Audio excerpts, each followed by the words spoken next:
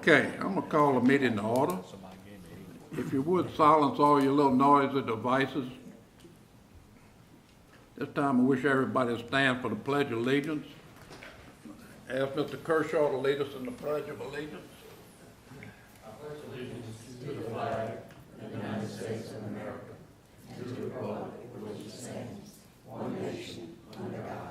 Indivisible, with liberty and justice for all.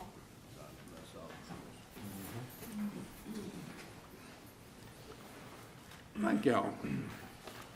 Okay, let's see that roll call vote, if you would, Press President, if you're here.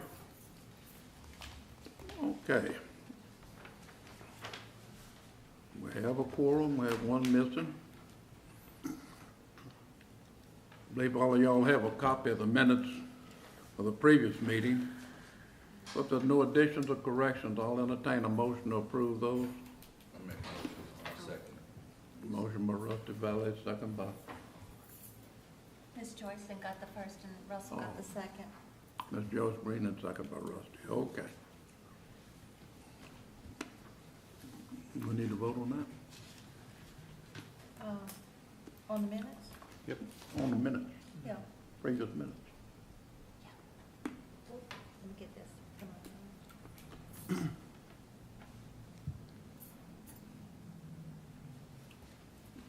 Okay.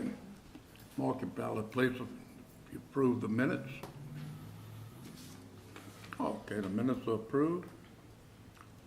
Correspondence. The only notation I have for y'all, sir, is you have no meeting May the 21st. There's nothing on the agenda coming up. Right now, I don't have anything scheduled for June, but I have a lot pending. Kevin is unable to attend tonight. His daughter has award ceremony at school. So I'm gonna do my best representing the office and clerking. So if it goes a little slow, bear with me, please. Sounds great. We have faith in you. Okay. That's all? That's it. Okay. This time I'll open up the public hearing for an ordinance to amend and reenact section 101-1, definitions, chapter 101, general provisions, appendix A, zoning district, chapter 104, zoning ordinance, and section 106-67, general provisions of division 2, off-street parking and loading, article 3, transportation planning, chapter 106, site planning, of part 3, unified development code of the West Baton Rouge Parish Code of Ordinances to allow assisted living facilities and nursing homes in certain commercial districts with special use permits. Okay, so are you gonna represent? I will. I'll do the best I can. This has come up because we had nursing homes in the code, but we didn't have assisted living facilities. And we have a company interested in putting an assisted living facility in the parish. So we needed to put it in the code so we'd have a place to fit it. Hopefully you've read it to see where it is. We kind of borrow from other parishes as to what they have, and we just fine tune it for what the commission, the council, and the people have in mind.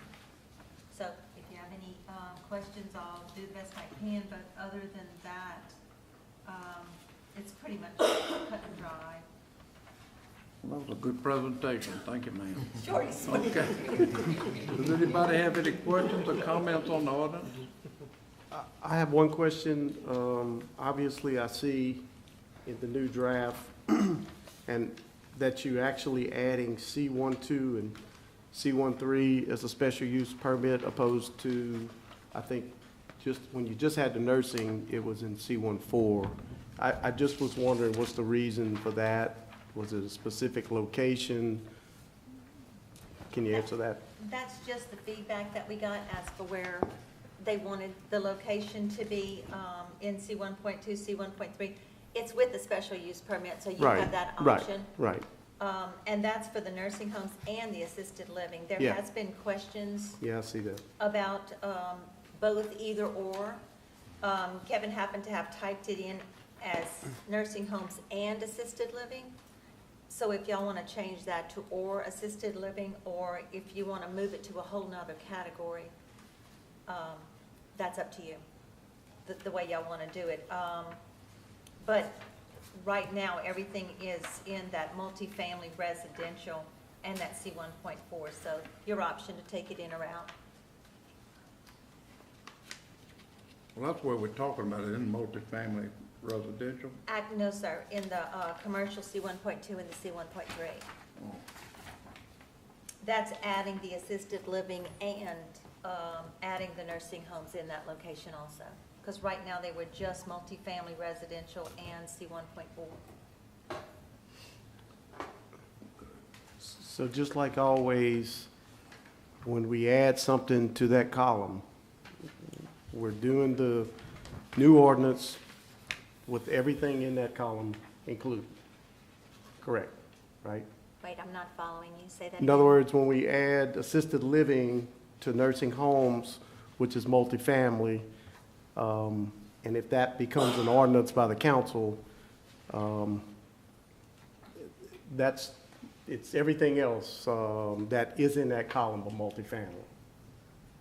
Apartments, Correct, correct. condominiums. Right, so this forth. is just to add it Just to to that add it. column, correct. And currently, nursing homes is there now. Right. Okay. okay. Any more other questions? Any other questions? And none at this time, I'm gonna close the public hearing. Okay. So, this time I'll entertain a motion to dispense with the change of ordinance.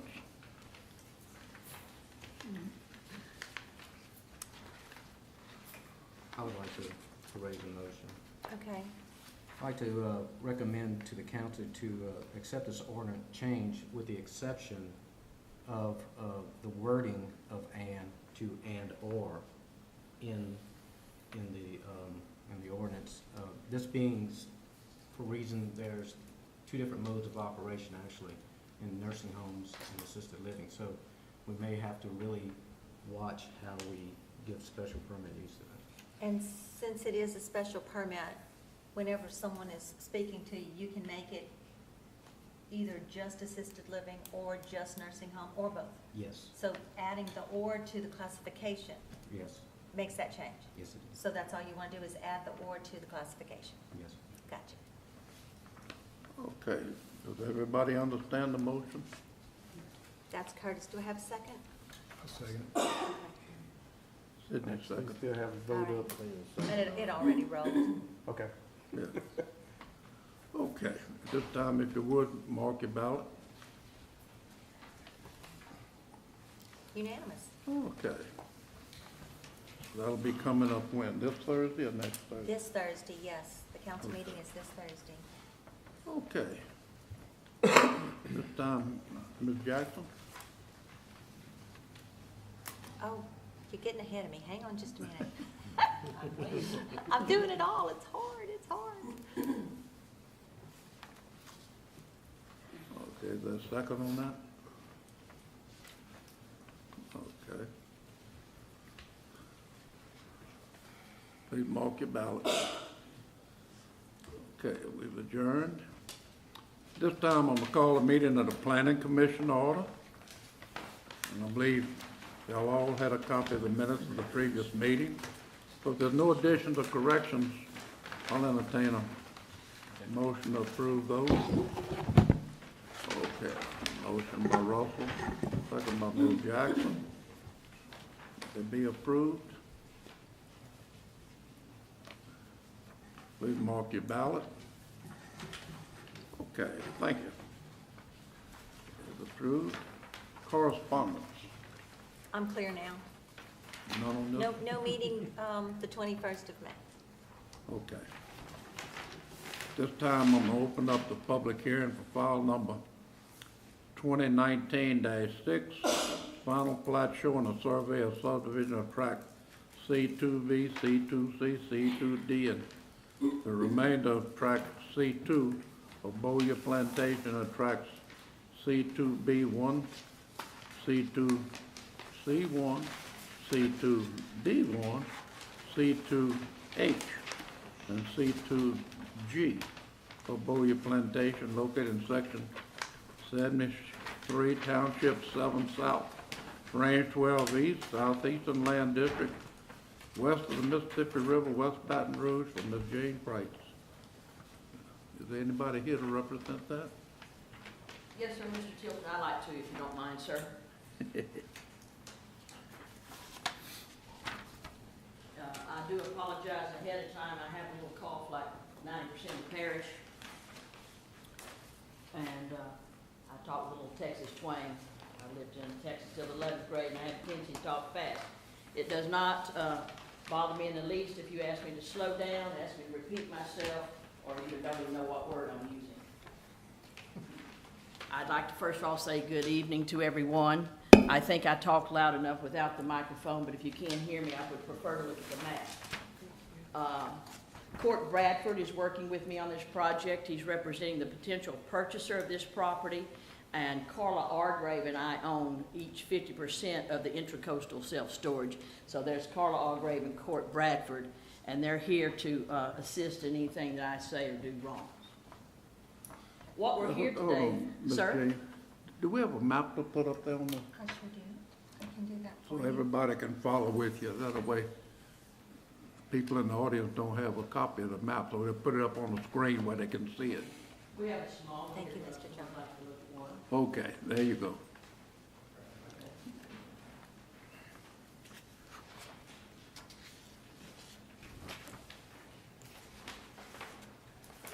Okay. If, Ma'am. you ready, Mr. John? Yes, ma'am. If you'll bear with me a moment, I think that if I could have just a few moments of your time to explain the history of this site, it will help you being more informed and make a better decision about the variance that we're asking for this evening. This is 10 acres of property, if you look at the entire plat. This 10 acres was purchased by myself and Carla Argrave in 1999. It was all commercial property. A bank had taken it back for payment indation, as they say. Just someone had not paid all their bills, and so they'd taken this property. And so Carla and I purchased it with the intent of putting a storage facility on it in the future. So in 1999, we purchased it, and it was one big tract. It's just nothing but a field, nothing but where they mowed it every once in a while, bush hogged it, etc. So we went in and we cleaned it up, and the first piece of property is, if you look to the north towards Walmart, most of you are familiar with that. My next door neighbor there is Bellello's Furniture on the north. And you'll see the storage facility. Now this storage facility over the last 19, 20 years has expanded. The first building was this one that's got my name and Carla's name on it, Tract C2H, 2.95 acre. That was the first building that we put up. We have a master plan for this facility's completion, and as time went on, we added different buildings. Many of you are very familiar with this property. You saw it as it was developed. About the time we ordered the fabrication materials, the metals, to put up the first building, Jason Safford came to me and wanted to purchase some of the property. And you have to remember, at that time, it's just open property, other than this building that we're trying to lay out and put dirt pile on and get ready. So he purchased tract C1B. It's the southwest tract, tract C1B. And it's on the corner of Bolo and the service road of Highway 1. You'll see he purchased that. If you look at it today, you will see it's the Federal Land Bank, it's Prime Medical, and later on we had Charlotte Willis with Edward Jones put a building on here.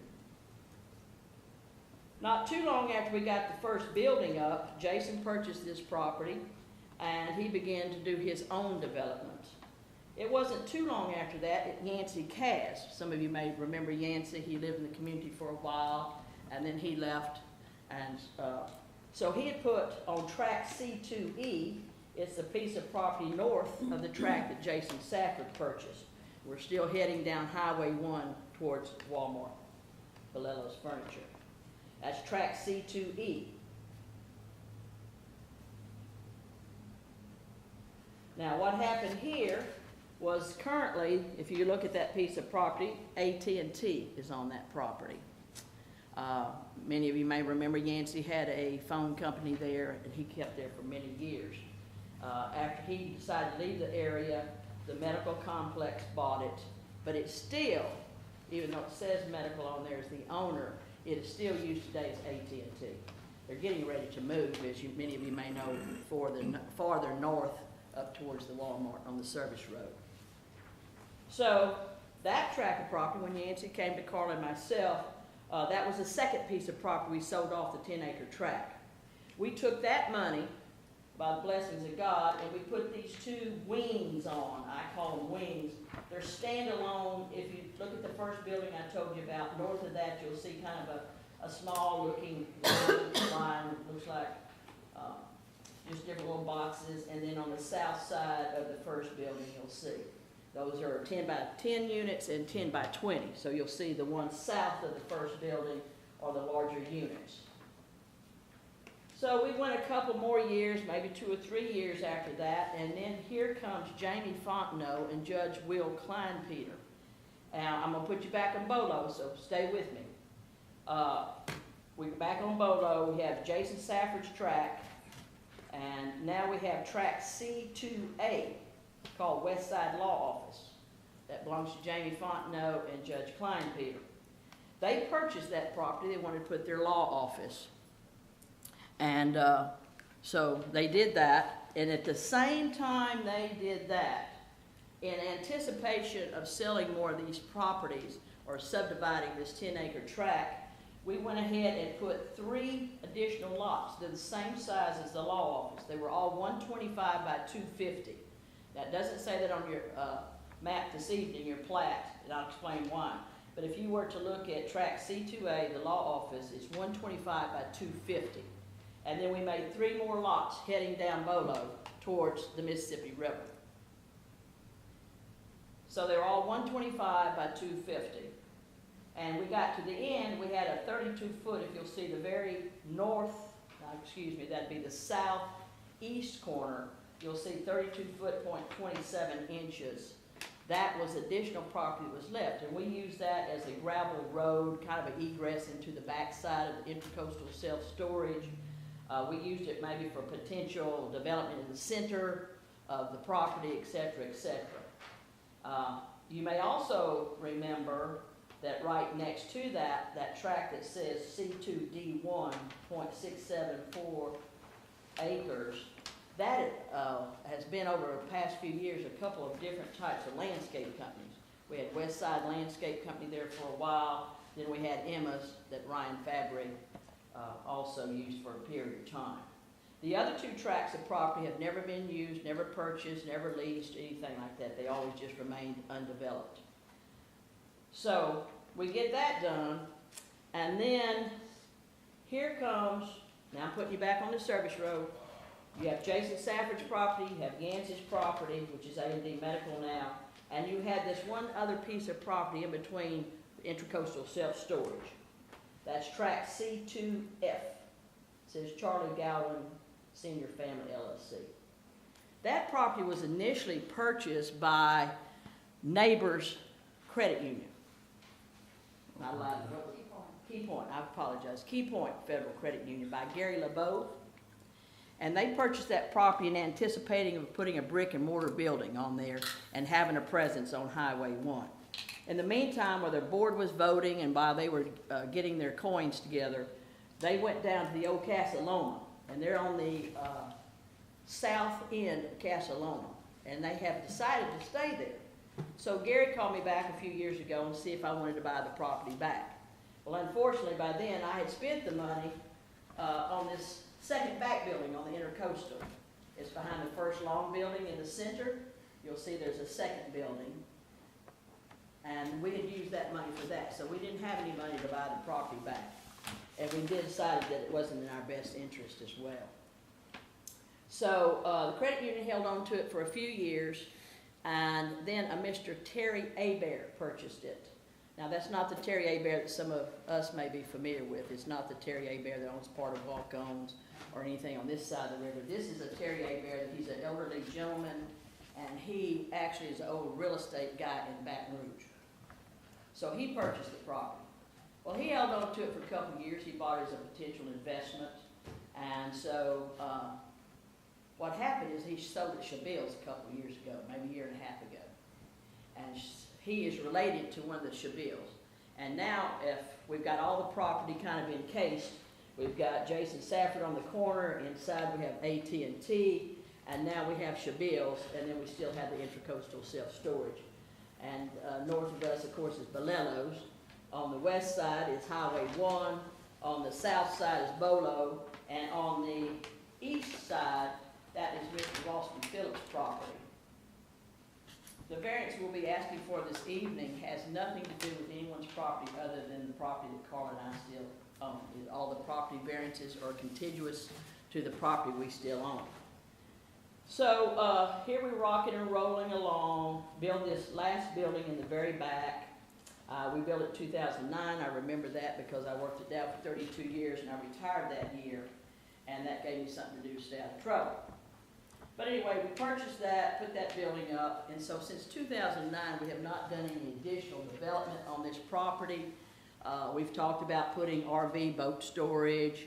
Carl and I getting a little up in age, so we decided we'd rather take our money and go to Tahiti and have some umbrella drinks. So we haven't done anything. But it's very, very nice development. About, I'd say late January, early February of this year, we had someone approach us. We didn't have a for sale sign on the property, but someone approached us about purchasing the storage facility.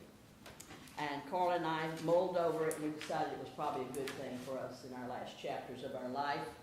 And so the reason we find ourselves here this evening is because in the negotiations for the storage facility, they don't want the additional property that comes with the storage. None of these properties that I'll tell you in just a second. But basically what's going on is they just want the storage facility and the existing property that's needed to maintain it and use it. So if you look at the center of the property, where it's, you've got these two lots. We're behind Shabills, we're behind the AT&T. You'll see they're called track C2G, that whole track. But it looks like two lots because there's a fence currently running down it. But that whole open area, they don't want that property. They don't want this property up front by the existing office. So I'll put you back on the service road, so you'll have to go up to the service road, and you'll see there's an office there and an open lot, open area I should say, and that open area is 70 foot wide. The entire property up front was 160, but we only took up 90 foot for the actual storage. If you look on the property rolls for West Baton Rouge Parish, and you look up the word Intracoastal Self-Storage, you'll see that we pay taxes on 4-point-something acres. And as I said, the potential purchaser doesn't want that existing extra property. And so they've been willing to negotiate that and give it back to Carl and myself. And it's about an acre, it's a little over an acre that they're willing to give back. So I'm happy to get the property back because it's contiguous to my lots on Highway 988, Bolo. And they don't want it. So I thought it was a good deal for both of us. So I went to see Mr. Kevin Durbin, Ms. Lynn Klein at the Planning and Zoning when that issue was brought up to Carl and I in the potential sale. We chatted about it. Kevin came out, looked at the site. Ms. Lynn may have looked at the site, I just didn't know it, but I was there when Kevin was looking. And then we went back to the office, and that's when Mr. Court Bradford joined us one day, and we went to the Planning and Zoning Commission to see if this was possible. So we all looked at the map, we looked at the property, we discussed it. If you look on Highway 1, as I said, that wide open area, not where you see the concreted area, but the wide open area in between me and Shabills is the property that they want to give back. It's 70 foot on the frontage road, and it runs back behind the buildings. That little zip line there, I'll say what it is, just little tag lines. That, at its lowest point, I think court was 8.7. But it's not a straight line. There are parts of it that are 10 foot wide plus. But as you narrow back, because it's not a 90 and it's not straight, at its narrowest point, which probably would be the very end of Shabil's, right behind my building, it narrows down a little bit there, because, as I said, it's not a perfect straight line. And then we would come into that open area that says track C2G. Now currently, all of this, the gravel area to your far west, to your far east, I should say, that is open storage. They want that because they see the value of storing boats and cars and trucks and et cetera. So what we're asking is, if you start up front again, I'm gonna take you back up front, where the existing driveway is. You would come down straight, you go south, you come again to the east, you come to that first building that's on the outside, you come down the building, and then right behind the building, you continue. Then we have a little cutout, and then you go behind the second building, and you go to where the gravel is, and you start coming south.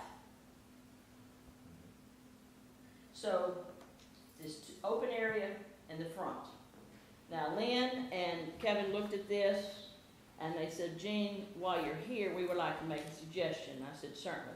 They said, perhaps someone wouldn't like just having that 8-foot section to up to 10-foot section to get back to this open area.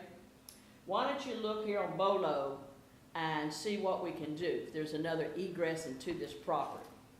So what we did, we all chatted about it, and to be honest with you, I don't even know whose idea it was, but someone out of the four of us came up with the idea of the 32-foot road. You remember I told you there's 3 125 by 250, and that 32. Yep. So we originally thought we needed 50 feet, so we said, okay, we'll take 6 foot off the 3 existing lots. That's 18 foot if you take 6 foot off, and now instead of being 125, there'll be 119. So that shows up real well on track C2B1 by the law office. You'll see it's 119. So we took that 18 foot, 6 foot off each existing lot, and we put the 32 foot, we reconfigured this property. That's all we did. We have done nothing else but reconfigure these lots. So we took the 32 foot, we moved it over. On the paper, Lynn caught this, I caught this, I called Court, and Lynn called me. It looks like it's 44, but if you look at L8 and you go up to your legend, L8 is actually 5.92 feet.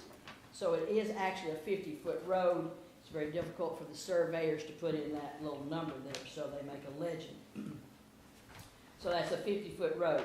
So now what you have on Bolo is Jason Safford's property, along with Miss Edward Jones. You have the law office, and now we're asking this evening to do 3 lots of 119 by 250, move the service road or the egress in between lot 1 and 2. But so we'll have access to that center section. Any questions about that so far? So you see where it says 44 with the L8, that's the extra 6 foot we need. That's 50 foot egress into that center section. It would be landlocked without that. Yes, sir, Kerry? Just want to make sure I got this right. Sure. So actually, I heard you say where the 44 is actually going to be where the 50. Yes, sir, because if you look at the L8, the little legend, and then you look at the little legend up at the top of the plat, where it says line table, L8's 5.92 feet in length, and so that's added there. You just cannot hardly put it. Okay. Okay. Okay, I just want to make sure we got understood it. Yes, sir, Gotcha. so that's Okay. 50 feet. Okay. So now instead of having 3 lots of 125 by 250 with the 32, I now have 3 lots of 119 by 250 with a 50-foot ingress into this center. I thought that was an excellent idea by the Planning and Zoning Commission because it would be very difficult in a common sense fashion, and I'm very common sense, to only have that coming off the service road and having 10 foot behind the existing building. So that's basically where we are this evening. The first variance that we're asking for is those buildings have been there long before any of this transpired, long before any of these other issues, parcel divisions happened. So I don't have a magic wand to wave that building to go in 10 foot. They don't want the property, I want the property, I'd like to put it back in commerce into a usable effort, a usable development of some kind. I personally have no intention at this time of developing any of the property. I have another project that I'm working on that's taking up a significant amount of my time. So that might be one of your questions. Well, what are you going to do with this property, Gene? I'm really just getting it back into commerce. I don't want it to be landlocked in the center, and while I'm here asking for one variance, I thought I might as well go and get the whole thing done correctly and not come back and forth a few times. Lynn, would you like to add anything to that? Have I left anything out of variance one? Well, Ms. Jean is very accurate on everything that she gave, obviously. In the office, we tried very hard to make this an administrative plat. Obviously, when Ms. Jean put these buildings up originally, there's a 10-foot setback, and that's probably what happened at that time when they created that Chevilles lot, because she is so close to the 10-foot. Yeah. However, because of today's code, because she's not 10 foot from the property line, it's forcing it to come before you guys because it's a 0 lot line. We tried to make it a flag lot on the back or go the 50 foot, but a flag lot is not allowed in commercial, and all of Ms. Jean's property is commercial. She's C1.2 here. It's an absolutely good location. The 0 lot line forced it to be a public hearing. This is not a corner lot. And whenever I review a plat, Kevin and all of the administrative staff, all of the supervisors look at it with me to try to fit it to the code. The question kept coming up about the 50 foot. The code requires a commercial lot to have a 65-foot frontage. And Kevin and I both looking at this, look at Boya and the frontage road as frontage. It's like the light's got two frontages. Personally, we told Ms. Jean, we think this little cul-de-sac back here through that 50 foot would make a wonderful commercial park later on. We don't get to plan that, but she's absolutely right about everything. The only thing is that second waiver, depending on how you read the code, may or not be needed. We have to err on the side of caution to let you know we're not sure about this. There's been lots of questions about this. It keeps coming up with everybody who's looking at it. That 8 foot between the building and the line, it is what it is. Lynn, if I can just interject, I appreciate your comments. We want to be as transparent as we can. I've lived in this community over 40 years. I've never done a project that I'm not proud of. So therefore, I want to do it correctly. But I really believe, as most of you know, I'm a retired attorney, but I am retired. I think we could put 2 or 3 attorneys in a room. They could argue for one side, and they could argue for the other side. It's just a gray area, and unfortunately, our code and our regulations do not cover exactly. Now, this is the argument to be made that I don't need it. If you look up at the front of this plat, where the open area is by the existing office, that's 70 foot across there. And if you come across 70 foot, you come back behind the buildings, you come out to the center, you could argue from a legal perspective that that's the 65 plus foot that you need to come into the property. Then you could argue, well, all this person is doing then is trying to get an egress into that center that's better than the 10 foot. Now, you could also argue, I'll put on my other hat, you could argue, well, as Lynn has said, perhaps there could be someone who would say that I'm putting a lot here. I personally don't think I'm putting a lot, because I think what I'm doing is getting egress back to this open area, which is much more than 65 foot. I think it's more than 65 foot, and I just need a way to get back there. And the way we were getting back before was on the 32-foot road. The way we'll be getting back there today with your approval is either we'll have to decide this evening whether it's a 50-foot road or 65. Now, can I make it a 65? Sure, I'll just take 5 more foot off of each one of those lots, and instead of them being 119, there'll be 114, and I'll have a 60 foot road, 65 foot, excuse me. But, as I said earlier, I'm a very practical, pragmatic person. If I don't have to put a 65-foot egress into that property, why would I do it? I'm taking off property that's extremely valuable and making a road that I don't really see a need for unless you convince me. And as Lynn said, we've chatted about this, gone back and forth. Other people have questioned it. I will tell you this, maybe it might help your decision making. There is a rule in the ordinance that allows for a flag lot of 50 feet. But as we delved into it, it's a half-a-page definition. Some damn attorney must have wrote it, right? And what you see is it's an exception for residential and an exception for agriculture. It has no exception for commercial. Right. And so that would be the variance that we'd be asking for this evening, is perhaps we would vary that, or either you have to look at where is the real frontage of this property, and what are you trying to do with this 50-foot road, or AKA a 65-foot road. I say what I'm trying to do with it this evening is get access into the center, not landlock the property with something more than a 10-foot or 8-foot servitude back behind the building. So, any other questions? Did I state that correctly, Lynn? I completely agree with you. My only other point is, she did have an access at one point, which she already had planned to move, so she'd have access. I don't know what the was, excuse me, at the time, but we always, as Ms. Jean says, as the laws change, as the ordinance change, we have to comply as they go. Everything she said I completely agree with, but she did have 32 foot before? Yes, sir. Yes, To- ma'am. to the I'm back, sorry. Yes, yeah. ma'am. I had 32.27. So she moved it, she adjusted those lots, which made more sense. Yeah. Yeah. To get into the center, because see, if I left the 32-foot, I'm going into the new potential purchaser property. That's not gonna help me get into the Right. center property. Right, that makes perfect sense. On the 50-foot access to the back property, do you plan to make that a dedicated access? Now, I have a lot, I bought property behind my place in Addison.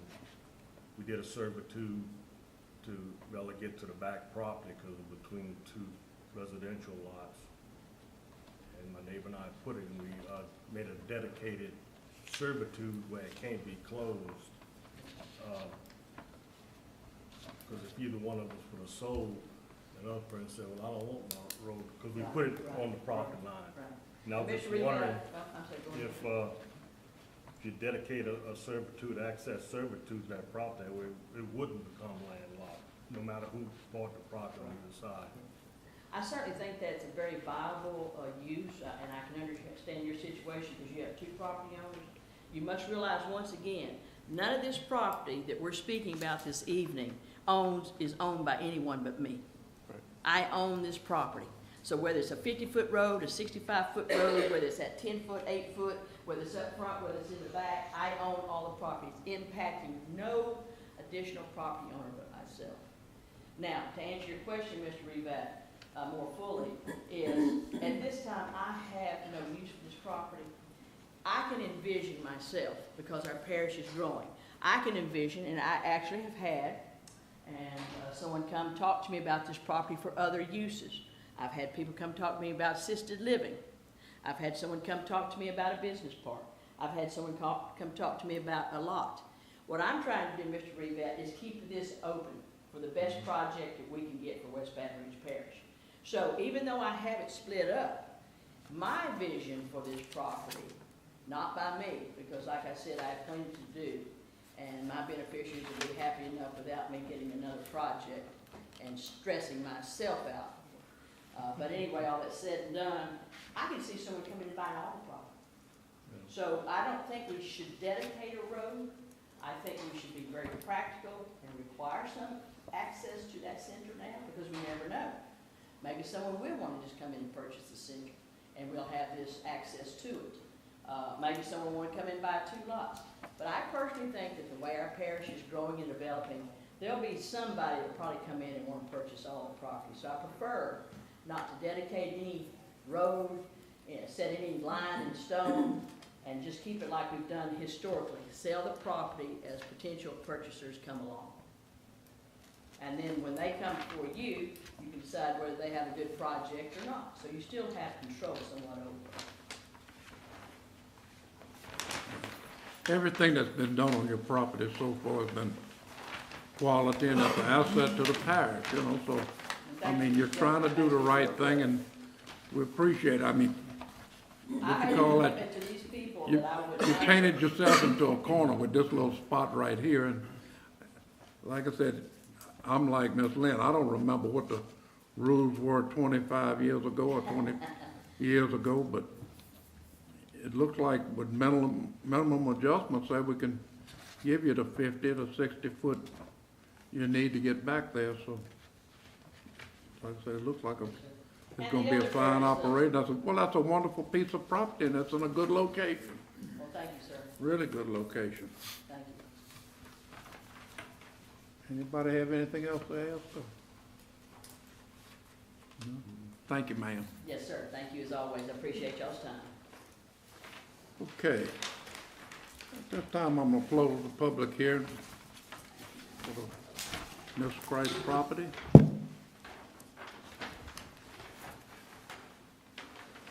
Okay, at this time, I'll entertain a motion. That's your hearing? Okay. To Motion accept. by Curtis, second by Terry. Okay, this motion is to recommend approval to the council as it is on the plat, As it is on plat with the two waivers. with the two waivers. With the two Okay, waivers. both waivers. Yeah, you gotta get them back there. Okay, any other discussion? Being none, please vote on the file number 2019-6.